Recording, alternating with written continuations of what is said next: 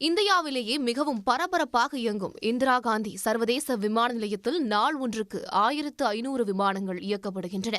ஒரு மணி நேரத்திற்கு 60 விமானங்கள் தரையிறங்கவோ புறப்படவோ செய்கின்றன.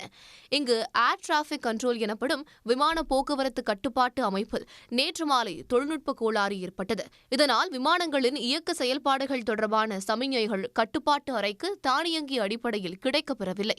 இதன் காரணமாக நேற்று மாலை 25க்கும் மேற்பட்ட விமானங்கள் தாமதமாக தரையிறக்கப்பட்டன.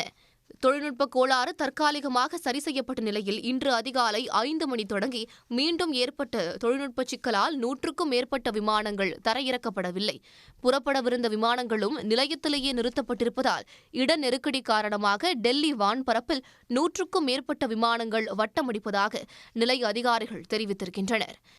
டெல்லிக்கு புறப்படவிருந்த 100க்கும் மேற்பட்ட விமானங்கள் பல்வேறு நகரங்களில் காத்துக் கொண்டுள்ளன. இதனால் ஆயிரக்கணக்கான பயணிகள் தவிப்புக்கு உள்ளாகியுள்ளனர். சிரமத்திற்கு வருந்துவதாக விமான போக்குவரத்து ஆணையரகமும் தெரிவித்திருக்கிறது. ஆகாஷ் ஏர், இண்டிகோ, ஏர் இண்டியா, ஸ்பைஸ் ஜெட் போன்ற நிறுவனங்கள் நிலையத்தில் காத்துக் கொண்டிருக்கும் தங்கள் பயணிகளுக்கு ஆலோசனைகளை வழங்கி வருகின்றன. தொழில்நுட்ப கோளாறை சரி செய்யும் பணியில் ஹைதராபாத்தைச் சேர்ந்த நிறுவனம் ஈடுபட்டுள்ளது. தானியங்கி அமைப்பு பாதிக்கப்பட்டிருக்கும் நிலையில் நேரடி செய்தி மூலம் விமானங்களை தரையிறக்கும் நடவடிக்கை மேற்கொள்ளப்பட்டு வருகிறது.